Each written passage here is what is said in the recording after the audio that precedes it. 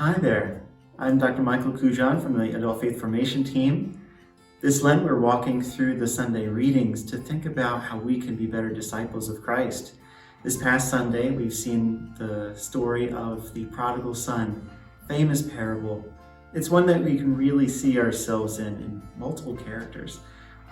In our discussion we talked about, on the one hand, how we are all sinners. We all are like the prodigal son who, one way or another, squanders the gifts God gives us or makes bad choices, and we do need to come to God for healing. And the beautiful thing is that God is always a forgiving and loving Father, just like the Father in this parable.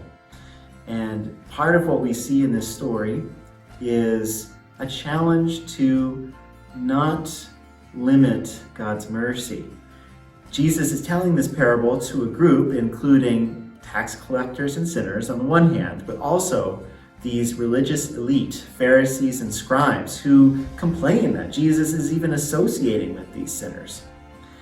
But Jesus basically is pointing out that although they may have made mistakes in the past, they are still invited to share in God's kingdom. And likewise, we are called to invite all that we meet to share in it.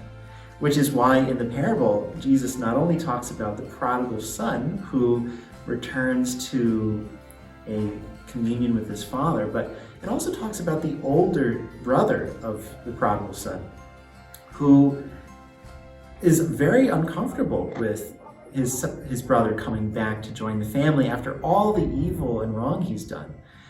But God the Father, and God symbolized in the Father in the story, guides the older brother to decide to choose to celebrate the brother of his who was once spiritually dead and practically physically dead at that point, but who is instead now alive and to be celebrated.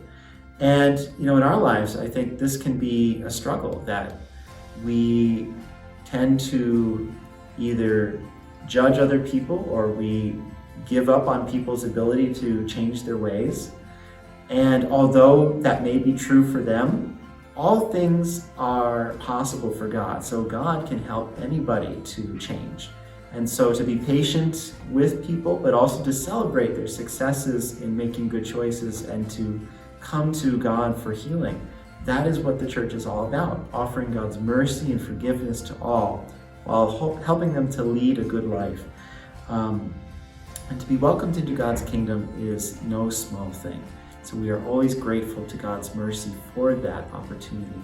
And in this season of Lent, we continue in a spirit of prayer, almsgiving, and fasting to train ourselves to be Christ's disciples, to follow our Father faithfully, and also to welcome our brothers and sisters in Christ. May God bless you.